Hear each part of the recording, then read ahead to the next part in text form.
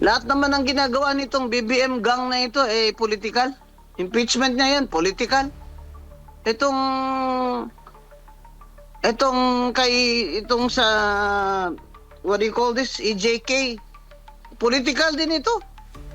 It may not have started as political on the part of BBM gang, pero yung paghuli sa kanya, pag-capture, they just really bodily,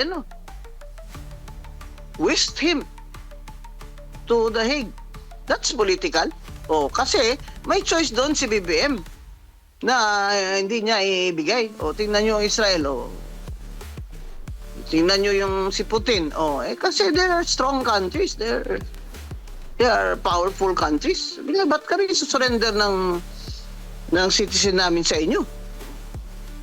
Wala kayong jurisdiction kung ayaw ibigay.